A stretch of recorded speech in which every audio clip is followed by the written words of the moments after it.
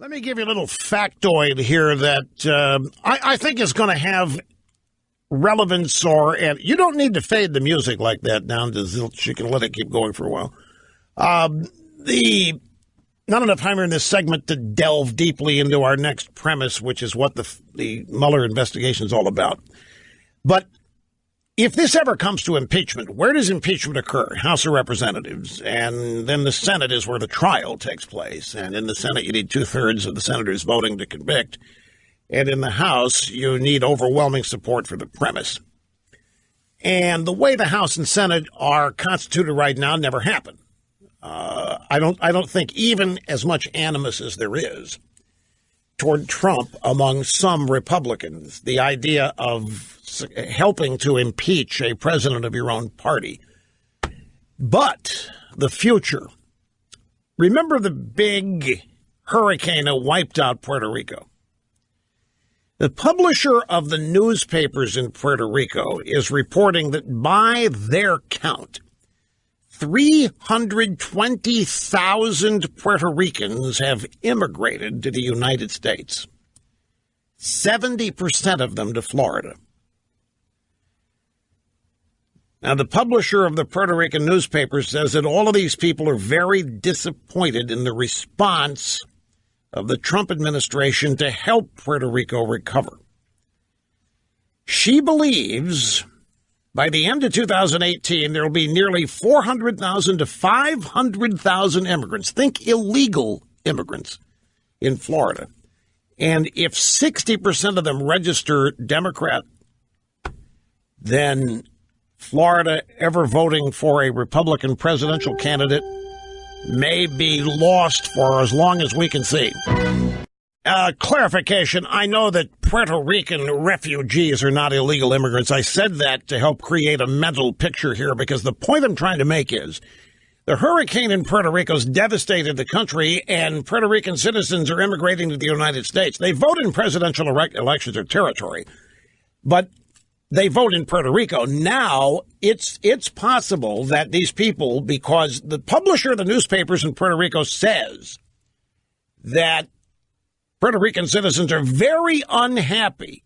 And I know it's the Puerto Rican media, and I know it's a bunch of libs, but this is what's out there. I'm just telling you that Puerto Ricans are very dissatisfied with the Trump administration because so little has been done to rebuild the nation, Puerto Rico, San Juan, and other areas. And so they've been forced to leave. And the point is the number of them who have come to Florida. Right now, there are about 300,000 of them in Florida. And it is, according to this newspaper editor, that number could become 400,000 to 500,000 by 2018. Now, I don't know how many of these new arrivals would be able to vote in congressional elections next November. But certainly by 2020, if they remain, and if they remain in Florida, if 60% register Democrat, you're talking about 500,000 new arrivals.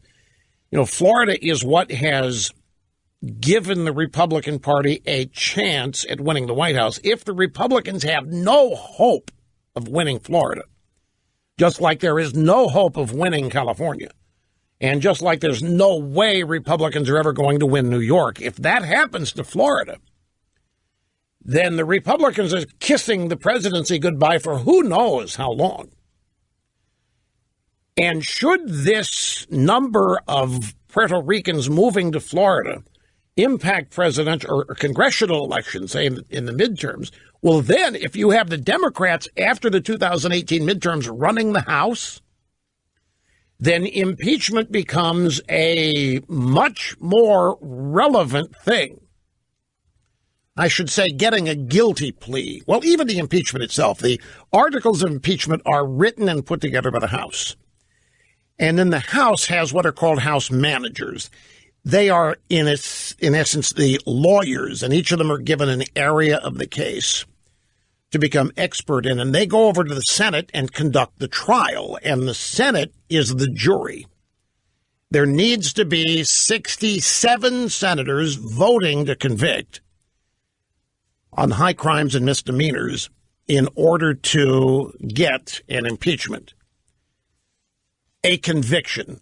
You can be impeached without being convicted. This is another thing.